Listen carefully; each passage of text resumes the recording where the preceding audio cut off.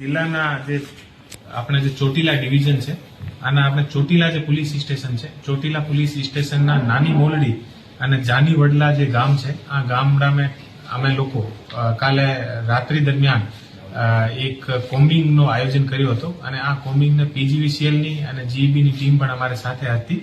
અને લગભગ 60 ને આસપાસ ટોટલ અલગ અલગ ટીમ બનાવીને અને અલગ અલગ જગ્યા પોલીસ સાથે મૂકીને અને હું જાતેથી પણ સાથે હાજર અને અમારા એએસપી અને ડીવાયએસપી પણ આ જગ્યા પર હાજર રહીને અને જે પણ અમારા જે મોટા બૂટલેગર અને જે મોટા ગુનેગાર હતા આ લોકોને ઘરે અમે આકસ્મિક રૂપથી ચેક કર્યો હતો. ટોટલ 19 જે મોટા બૂટલેગર જેના ઉપર એસએમસીની અને એલસીબી દ્વારા મોટી જે કરોડો રૂપિયાની રેડ કરવામાં આવેલી છે આ લોકોને ઘરને અમે વિશેષ રૂપથી ટાર્ગેટ કર્યા હતા. આ ટાર્ગેટમાં ટોટલ જે 19 લોકો હતા આમાંથી પ્રતાપભાઈ રામભાઈ બસિયા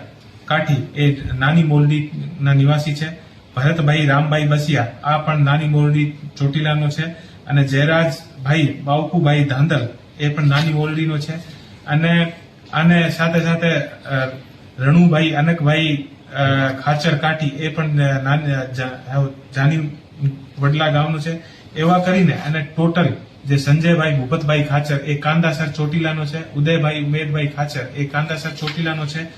અને ટોટલ 19 લોકોને ઉપર અમે રેડ કરી હતી. ટોટલ 1,30,00,000 પીજીવીસીએલ તરફથી દંડ આપવામાં આવેલો હતો. એ જે લોકો હતા આ લોકોને તમામ લોકોને ઘરે ગેરકાયદેસર વીજળીના કનેક્શન હતા અને તમામને ઘરે 2-2, 3-3, 4-4 એસી હતી અને તમામ લોકોને ઘરમાં એસી ના સાથે સાથે બીજા બધા ઇલેક્ટ્રિકલ જે સામાન હતા અને જે પીજીવીસીએલના જે વાયર હોય યા પીજીવીસીએલના જે થાંભલા હોય આ થાંભલાથી સીધો એ લોકો કનેક્શન લઈને અને પોતાના ઘરમાં જે છે અલગ અલગ એસી અને અલગ અલગ વસ્તુ એ લોકો ચલાવતા હતા અને ઘણા બધા જે પ્રતાપભાઈ રામભાઈ બસિયા અને બીજા ઘણા બધા લોકો તો એવા હતા જેને ઘરને પાસે જે પીજીવીસીએલની જે ડીપી લાગેલી હતી આ ડીપી થી ફેસની દિક્કત ના થાય તો સિંગલ અલગથી વાયર કાઢીને ત્યાંથી અને જમીનમાં અલગથી લઈ જઈને અને પોતાના ઘરે એવી રીતે એ લોકો કનેક્શન લઈને અને પોતાના જેટલા બધા જે અલગ અલગ જે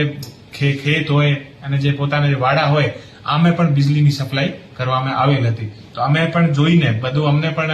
બહુ અમારા માટે ચોંકાવનાર વસ્તુ છે કે એવી રીતે આગળ એ લોકો વીજળીની સફાઈ કરતા હતા અને એ જે તમામ લોકો છે એ મોટા બૂટલેગર છે અને આના ઉપર એસએમસી દ્વારા અને સુરેન્દ્રનગર જિલ્લા એલસીબી દ્વારા ઘણા બધા કેસ થયેલા છે અને અત્યારે એ લોકો જે જગ્યા આના ઘર પણ બનાવેલા છે એ ઘર પણ અમે લોકો જે ત્યાંના તલાટી છે આને લિખિતમાં અમે લોકો આપીએ છીએ કે ભાઈ આના ઘર સરકારી જે ખરાબામાં છે યા પોતાની માલિકીની જગ્યા છે આ પણ અમે લોકો ચેક કરાવીએ છીએ અને જે પણ ના કોઈના ઘર યા બીજી બધી વસ્તુ ગેરકાયદેસર હશે સરકારી ખરાબામાં હશે તો આનું પણ હટાવવામાં આવશે. અને અત્યારે અમે જે પીજીવીસીએલની ટીમ છે આને સાથે રાખીને અને એવા જે પણ એવા બદમાશ લોકો છે અને જે એવા બદમાશી કરતા હોય છે આ ઉપર અમારી રેડ જે છે એ ચાલુ રહેશે.